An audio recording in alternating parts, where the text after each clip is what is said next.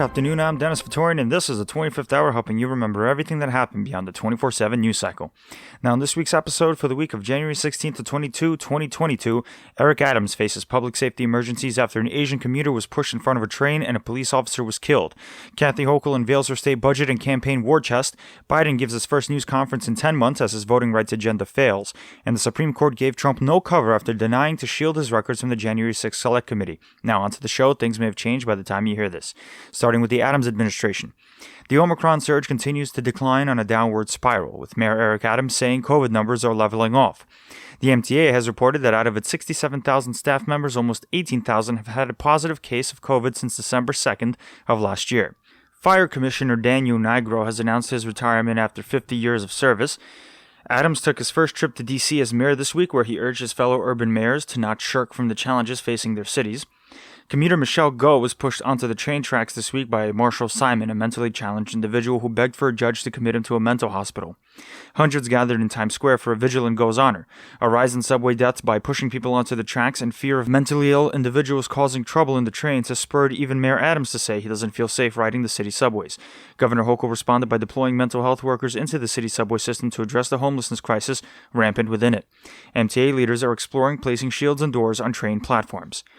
Police officer Jason Rivera was killed this week, and a second police officer is in critical condition after responding to a domestic violence call this week where they were met with gunfire, which killed police officer Jason Rivera. Adams held a roundtable meeting concerning gun violence. The shooting saw the fourth cop shot across the city in 72 hours, and Mayor Eric Adams gave a press conference afterwards saying shooters are at war with New York City. Manhattan District Attorney Alvin Bragg consulted with a crisis communications specialist after the release and criticism of his priorities memo. Bragg admitted that he could have handled the release of the memo better, but stood by it. Listeners may remember that Alvin Bragg's memo deprioritized the arrests of fare beaters, prostitution, and those resisting arrest in certain circumstances. Hate crime complaints have increased in the city last year, with anti-Asian hate crimes being reported 3 times more than the year before. State Comptroller Brad Lander has started to release his first official audit results, starting with the NYPD's promise to hire 415 civilian employees, but a lack of data makes the results of that goal a mystery. Mayor Adams promised to redesign 1,000 intersections in New York City for the purpose of giving pedestrians safer crossings. The mayor said he wants to change regulations to force drivers to fully stop whenever a pedestrian crosses the street, whether or not there's a crosswalk, and increase police enforcement of the measure.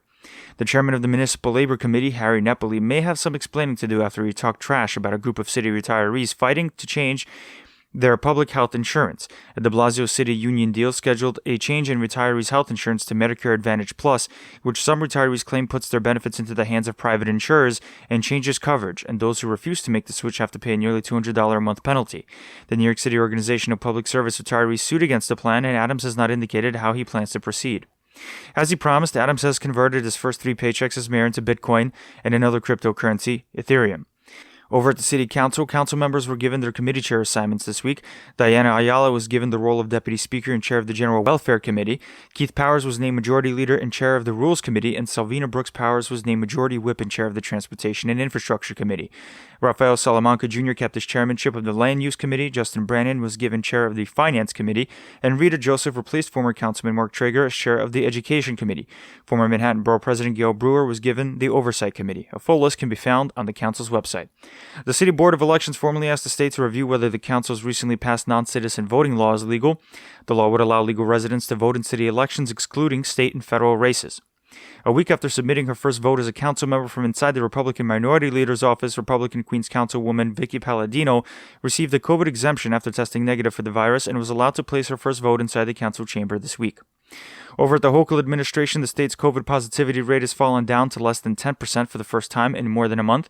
Governor Hochul delivered a speech outlining her budget proposals, pitching a $216.3 billion package. Some highlights include projecting a balanced budget through 2027, investment in infrastructure, affordable housing, and public universities, improvements to nursing homes, healthcare facilities, and personnel, relief for small businesses and workers, funding for childcare, tuition assistance, and climate change programs. Over in the governor's race, Representative Tom Suozzi has $5 million in his campaign coffers. And, well, what about Governor Hochul? Well, she has over $20 million, outshining her competitors. Former New York City Mayor Bill de Blasio officially bowed out of the governor's race this week. collectively hearing a sigh of relief from New York City. Lieutenant Governor Brian Benjamin paid out $25,000 this week that was owed to car loan payments and other personal expenses that were charged to his state Senate campaign account, a source of questions from his time even before he was picked by Hochul to be her second in command. Despite his ouster as SUNY Chancellor, Jim Malachis will be allowed to take what's called a study leave while earning his $450,000 salary, and then will take up a tenured position as a professor within the SUNY system. Malachis was pressured out by the SUNY board following his role in Cuomo's scandals. Hochul signed an absentee voting law this week that would last through 2022, citing the COVID pandemic, allowing those to vote from home. The State Liquor Authority took a unanimous vote this week to allow movie theaters to serve beer and liquor to patrons, so get ready to buy those overpriced beers with your overpriced popcorn. State Attorney General Letitia James released her office's transcripts of Cuomo's investigation, including the former governor himself. Part of the disclosure was the discovery that Cuomo's former State Inspector General, Letizia Tagliaferro, was the one who greenlighted the move to place a relatively novice female state trooper onto Cuomo's protective detail, who Cuomo would allegedly sexually harass later on. James also laid out new details regarding her investigation into the Trump Organization for fraud in new court filings this week, saying Trump and his children put their signatures on a myriad of documents, lowballing assets to escape taxes while inflating the value of those same corporate assets to gain access to loans. A week since online sports betting was legalized in New York, the State Gaming Commission reported that New Yorkers have already placed $603 million in bets. Syracuse is launching an $800 million infrastructure project where the city is trying to replace housing projects with mixed-income neighborhoods. Nassau County's police department will now release the names of those who have been rearrested after being let out on bail, a push by the Republican members of the county to continue shedding light on what they call is an inadequate bail reform system. Over at the state legislature confirmed Janno Lieber as the permanent head of the MTA this week, transitioning him from his acting role. One of Lieber's first statements in his new role was to say that the MTA does not want any fare hikes for all of this year. Over in the state courts, a Cornell law professor filed a federal lawsuit to challenge state health department guidance that would prioritize underserved demographics over white New Yorkers regarding COVID treatment. And Poughkeepsie City Court Judge Frank Mora continued to return to his courtroom maskless despite having been barred from his own courtroom for violating that same mask mandate. Mora has moved on to conducting criminal arraignments over Zoom.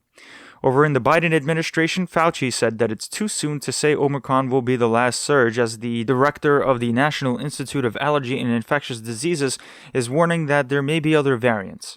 The chairman of the Joint Chiefs of Staff, General Mark Milley, has tested positive for COVID this week. He's saying that he is working from home. CDC data released this week shows that Pfizer and Moderna's booster shots against the Omicron variant are 90% effective against hospitalizations, and other studies released by state and federal officials found that vaccination and prior COVID infection reduces a person's chances of reinfection and hospitalization in a 6-month window. The website that allows people to order up to 4 rapid tests for their households went live a day earlier this week, with the Postal Service now scheduled to deliver 500 million test kits within weeks. After the Treasury Department threatened to take back COVID relief money from the state of Arizona if their Governor Doug Ducey continues to withhold that same money for schools not adopting an anti-mask policy, Arizona turned around and sued the U.S. to proactively stop the clawback of relief funds. Biden had his first in-person news conference with journalists in 10 months, defending his record and going after Republicans for opposing his legislative agenda. The president did, however, concede that his pandemic response was less than stellar and said that his agenda would have to be broken up in separate parts instead of a huge legislative package. Biden ordered all federal agencies to raise the minimum wage of their workers to $15 an hour, taking effect starting at the end of the month, affecting 70,000 workers, as over 2 million workers have already received that wage or are earning more. Tech company Intel announced that it's going to invest at least $20 billion to build a chip-making factory in Ohio. A worldwide semiconductor chip shortage has contributed to the overall decline in the global supply chain. CNBC reported that Energy Secretary Jennifer Granholm violated a stock disclosure law 9 times when she failed to disclose her stock sales within 45 days as required. Jobless claims rose to 286,000 last week as the Omicron surge started to peak. And talks with Russia have stalled as the country positions more troops along its border with Ukraine. An invasion is feared to be imminent within a month or so. Biden got into some hot water with the Ukrainian president for measuring the degree of an invasion necessary for an American response. The British government on Saturday said that the Kremlin is planning to install pro-Russian leaders in Ukraine and overthrow the current president there. The U.S. is thinking about pulling out the families of its diplomats in Ukraine as a precautionary measure, while observers have noticed the families of Russian diplomats have already started to go. Meanwhile, Secretary of State Antony Blinken and his Russian counterpart Sergei Lavrov held what they called frank and substantive talks in Geneva and promised to continue their dialogue to head off any confrontation between Russia and Ukraine. The Treasury Department also sanctioned 4 Ukrainians for their roles in spreading Russian propaganda, setting the stage for a Russian invasion. 2 members of the Ukrainian parliament, Taras Kazak and Oleg Voloshin, were sanctioned, along with 2 former government officials. Biden held bilateral talks with Japan's Prime Minister Fumio Kishida this week, discussing economic and environmental issues as well as the geopolitical issues regarding China. Kishida reportedly invited Biden to visit Japan, with Biden accepting. U.S. authorities charged 4 Belarusian officials for their role in committing what's called air piracy when they forced a Ryanair jet plane to land in Minsk so that a dissident can be arrested last year. Listeners may recall that Belarusian President Alexander Lukashenko was facing mass protests following a rigged election and feigned a bomb threat on the plane to force its grounding. The Treasury Department extended a ban on bond transactions held by the oil refinery company Citgo, which operates in Venezuela. The U.S. continues to support opposition leader Juan Guaido's self-declaration as president against the current one, Nicolas Maduro. The kicker is that Guaido controls Citgo and celebrated the move by the Treasury. The CIA released a report disclaiming Russia or China's involvement in creating the so-called Havana syndrome, a recently discovered ailment affecting U.S. diplomats around the globe with bouts of nausea, dizziness, and other neurological symptoms. Instead, the sickness seems to be coming from environmental causes or stress, disappointing those seeking answers. Over in Congress and starting in the House Select Committee investigating the January 6th insurrection has subpoenaed Ivanka Trump, the first person in Trump's family to have been called forth by the committee. The panel is interested in Ivanka's conversations with Trump's chief of staff Mark Meadows and Trump himself on the day of the insurrection. Trump commented on the news, saying it would be unfair to seek Ivanka's testimony. The committee also subpoenaed the phone records of Eric Trump and Donald Jr.'s girlfriend Kimberly Guilfoyle. Documents approved to be released by the National Archives from Trump's time in the White House have already shown that Trump had a draft executive order ready to declare a national emergency after the 2020 presidential election and seize voting machines. The committee is also reportedly looking into a group of fake Republican state electors who tried to certify Trump as the winner of their state's presidential elections by nefarious means, despite actually losing to Biden. Former Trump attorney Rudy Giuliani was allegedly instrumental in overseeing the plot. He was subpoenaed by the Select Committee along with Jenna Ellis, Sidney Powell, and Trump campaign advisor Boris Epshteyn for their role in spreading false propaganda about voter fraud and launching spurious lawsuits around the country. Fulton County, Georgia DA Fannie Willis asked for the convening of a grand jury to help investigate whether Trump's attempts to interfere in the presidential election in the state constituted any crimes. Listeners may recall Trump's phone call with Georgia Secretary of State Brad Raffensperger to help find him votes to overtake Biden's lead in 2020. A proposed bipartisan law aimed at banning lawmakers from trading stocks during their time in office has gained steam, and Speaker Nancy Pelosi, who earlier defended lawmakers' rights to take part in the stock market, continues to say she trusts her members not to do anything improper. However, she said that if the measure continues to gain steam, she'll review the bill. The FBI conducted a raid at the office and home of Democratic Texas Representative Henry Cuellar, seizing his computer. Cuellar said through a statement that he is fully cooperating with any investigation. Democrats Jim Langevin of Rhode Island and Jerry McNerney of California both said they're not going to run for re-election next year, bringing the number of Democratic retirements in the House to 28. Over in the Senate, Republicans filibustered 2 voting rights bills that Democrats knew were doomed as 2 Democrats, Manchin and Sinema, torpedoed an effort to carve out the filibuster for civil rights legislation. The John Lewis and Freedom to Vote Act sought to restore parts of the original 1964 Voting Rights Act provisions that would give the federal government oversight over states that historically suppressed minority votes, and also would overturn recent Republican legislative moves to subvert the vote with increased enforcement against virtually non-existent voter fraud propagated by Trump after losing his re-election. And Arizona Democratic Senator Kyrsten Sinema was censured by the Arizona Democratic Party for her stance to refuse budging on the filibuster. House Representative Jamal Bowman was arrested when he took part in protests supporting voting rights. Senate Minority Leader Mitch McConnell had to do his own bit of cleanup when he said, quote, African-American voters are voting in just as high a percentage as Americans on Wednesday when he was speaking as to why the Democrats' voting rights bill should be voted down in the Senate. McConnell pointed to his own time being in the audience during Martin Luther King Jr.'s I Have a Dream speech and organizing civil rights marches during his time in college. Congressional Democrats are now trying to figure out a way forward in salvaging Biden's agenda, with most opting to break apart the Build Back Better plan into separate pieces and passing them that way. Compounding the problem is Biden's sagging approval rating, hitting a new low of 43% according to a recent AP poll. The president's average approval is down to 41.9%. An antitrust bill was actually moved out of the Senate Judiciary Committee in a bipartisan fashion this week. The bill would place limits on tech platforms such as Apple, Amazon, and Google from favoring their own products over other businesses when consumers use their search engines. Over in the federal judiciary, as alluded to earlier, the Supreme Court ruled against former President Trump's bid to shield his White House documents from the January 6th Commission based on a novel argument of executive privilege for former presidents. All justices except for Clarence Thomas refused to let Trump hide his documents, allowing the National Archives to release them. The court also decided to take up a case revolving around whether the state of Oklahoma can prosecute crimes committed by non-Native Americans in tribal territory, but expressly rejected Oklahoma's request to overrule the Mark McGirt case, which ruled that half of the state was Indian territory, giving the federal government jurisdiction to prosecute. In a separate case revolving around the city of Boston's decision to reject the camp's request to fly a Christian flag on a pole owned by the city, the conservative majority seemed to side against Boston, citing the government's willingness to fly gay pride flags, but not Christian ones. A Fifth Circuit panel sent the Texas abortion law to the Texas Supreme Court. In the meantime, the U.S. Supreme Court handed down a ruling blocking continued litigation against the law while it winds through the state courts. A Texas federal judge placed an injunction against the federal government's vaccine mandate on its own workers and contractors that work with the federal government, although 95% of the federal workforce has reported being vaccinated so far.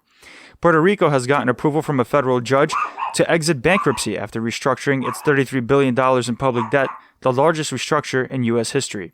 And finally, in national news, apart from the March for Life that we go into in a bit, thousands of protesters are expected to show up in D.C. later today to protest vaccine mandates. The rally is called Defeat the Mandates D.C. and raised at least $200,000, with anti-vaccine advocate Robert F. Kennedy Jr.'s Children's Health Defense Fund helping organize the event. Citing Census Bureau data, CBS News reported this week that 9 million Americans stayed home from work because of COVID in early January, making 6% of the U.S. workforce at home. A multi-hour standoff at a Texas synagogue ended in the death of a hostage taker when a person posing as someone in need of shelter took a rabbi and members of his congregation hostage. 44-year-old British national Malik Faisal Akram demanded the release of convicted extremist Afia Siddiqui, although he has no relation to her. Rabbi Charlie Citron Walker took the chance to throw a chair at Akram and escape with his congregation, after which Akram was shot dead by SWAT.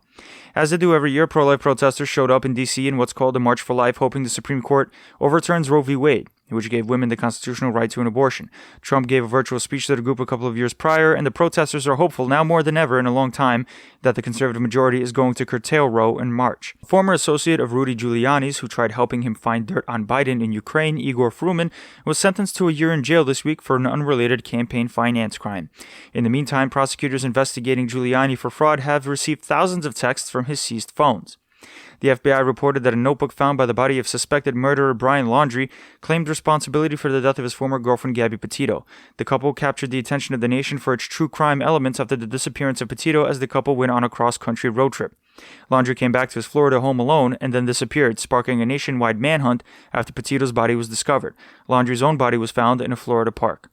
The comedian Louis Anderson passed away this week at the age of 68 from cancer complications. Anderson was known for his show Baskets, his myriad acting roles, as well as his time hosting Family Feud.